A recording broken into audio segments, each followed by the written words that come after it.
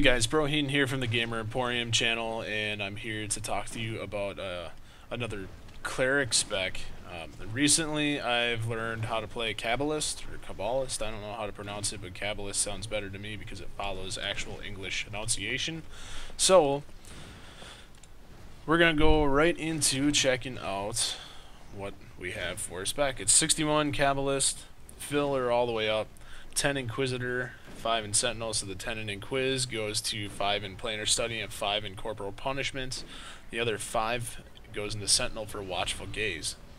So this is basically the cleric version of a rogue saboteur, or like a mage's stormcaller. I mean, it's pretty decent DPS too, if I might add. So a couple things to know. There's only one macro, and it's not a very long macro. It's just kind of there to spam. Otherwise, it's more or less just managing your AoEs, and you can either use all your cooldowns right away at once to make it so you get the huge burst damage, or you can kind of manage them to make it do a little more sustained damage. But from what I found out, if you burst them right away, don't worry, because the damage is still pretty much sustained because of the recent changes to Cabalist with how they made the different stances, if you will. So basically what they added was focused obliteration, condensed obliteration, and unbounded obliteration. Each one of these obliterations makes your spells do something a little bit different. So for instance, focused obliteration is your single target. Condensed obliteration is your AoE up to 5 targets, and anything over 5 targets is unbounded obliteration. So for this purpose, we're going to use unbounded obliteration, but you guys obviously can judge which one you're going to use and when, and you can switch them throughout the fight, so that's not an issue either. So if you're doing mass AoE, for instance, you got 7 mobs. You're going to want to start with unbounded obliteration. Once 2 of them die, you're going to want to switch to condensed obliteration because there's only 5 left. And when you get down to 1, if you get down to 1, then you're going to use focused obliteration to make all your abilities do single target damage, or increase the single target damage of them instead. So let's take a look at the macro. The macro is just cast Shadow's Touch, cast Sanction Heretic, cast Ravaging Darkness, cast Bound Fate. So these are pretty much there for if you have to move and you can't cast Shadow's Touch, it's going to cast Sanction Heretic, Ravaging Darkness, and Bound Fate. If you're standing still and you have nothing else to do, you're going to spam this, and it's going to cast Shadow's Touch, which is also going to apply Dark Water. So Dark Water is a buff that's going to deal damage over time, and it stacks, I think, up to 3 times. So that's good to know too, but it's not 100% crucial for this build.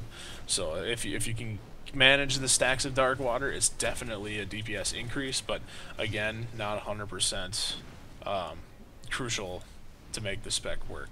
So basically the way it's going to go, you have basically a shit ton of AoE abilities and a shit ton of AoE crowd control abilities or utilities. We've already gone over the stances.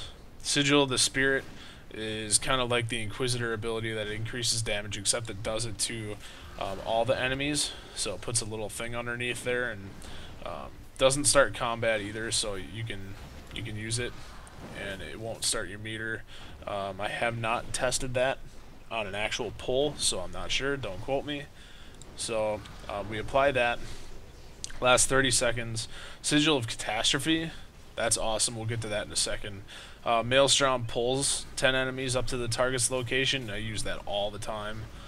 Sigil of Ruin stuns up to 10 enemies. Sigil of Woe removes a buff, so it's a purge. It's a multi-purge from 10 enemies. And then Sigil of Catastrophe applies all of them at once, which is pretty epic. So as far as the AoE abilities go, you're going to want to start the rotation with Well of Souls, due to the fact that it increases the damage of the Cabalist's curses. So, which brings me to the next ability. After casting a Well of Souls, you cast Curse of Discord. Now there is a node in the skill tree that makes it so when you cast one curse, it casts all 3 curses. So basically, you don't have to have all three of the curses, because you get here Curse of Solitude, Curse of Discord, Curse of Anarchy. All you have to do is just apply one, and it applies all three. So it's pretty badass. So you do that, then use Tyranny of Death. Tyranny of Death is a dot, deals damage up to 8 enemies after 10 seconds, so it's pretty much like Countdown with a mage and the Pyro tree. So now you can detonate Tyranny just like you can with Countdown, but you have to spread it first. So Bound Fate is an ability that will spread your Tyranny. If you cast Tyranny or Tyranny of Death on one enemy and there's 5 surrounding, for instance, then you cast Bound Fate on the same enemy you cast Tyranny of Death on, it'll spread Tyranny to all the enemies around, and then you have either Disintegration or Unleash Oblivion to detonate them at will, or you can let them detonate by themselves after 8 seconds. So when we talk more about the rotation in real time, we'll get into that. So actually I think we're about ready for that. The only buffs you get to use here is Sign of Isaias, Heroic Resolve, Armor of Devotion, and of course your Archaic Tablet to boost your DPS a little bit. We're going to put down here our Unbounded Obliteration, and we're going to use our Sigil of Spirits, increase damage. So now we're going to lead off with the Well of Souls. Hit them with Curse of Discord, use your Tyranny, use your Bound Fate, and then use your... oh, fuck that rotation up. Wow, okay. So how that's supposed to go is, once you use your Bound Fate, you do your Unleash Oblivion, then you apply Tyranny again, then Bound Fate to spread it, and then Disintegration, and after that you make sure your Well of Souls is back up, your Curses are back up, and you know what, we'll run and get out of combat. First parse there, and it was a fail, 40k, so not terrible. So let's get out of combat here, try that again.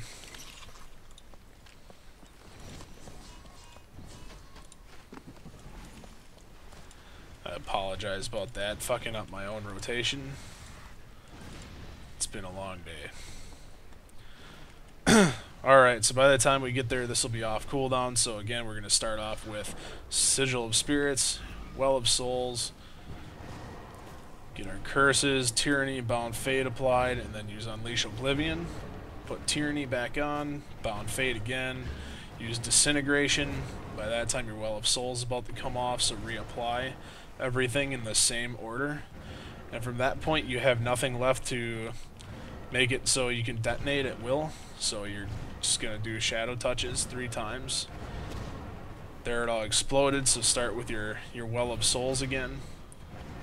Reset the rotation, and you'll have Disintegrate ready. And then just hard cast. Well of Souls about to come off, so reapply that. Start the rotation over again. Spread, and we're back to hard casting.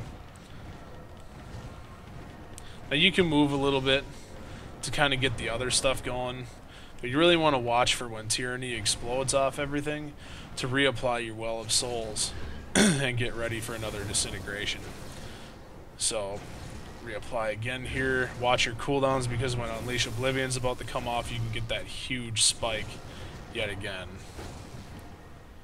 Just reapply everything, and we're doing about 57k here after 1 minute and 20 seconds, so that's about what you'll maintain. So can't really say it's terrible.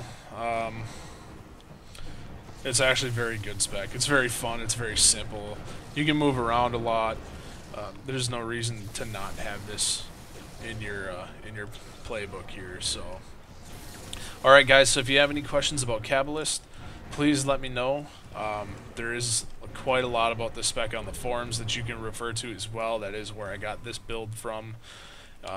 So for the most part, I can answer most questions about it, or I can refer you to someone that can answer more in depth about it, or forums can take care of that as well. So thanks for watching guys, and remember we do have a Facebook page active now. It is facebook.com/TGEonline. So go check that out, like it, and then you know, you guys can try to interact. We can try to interact with you guys actually a little more on a personal level rather than through just comments on YouTube, so we can get to talk to you guys about real things that are happening, or about game stuff that's happening. So but we want to keep in touch a little better with you, and that's why we brought this page up, and we're trying to promote that. So so stop by, hit the like button on that, and we'll see you on the other side. Thanks.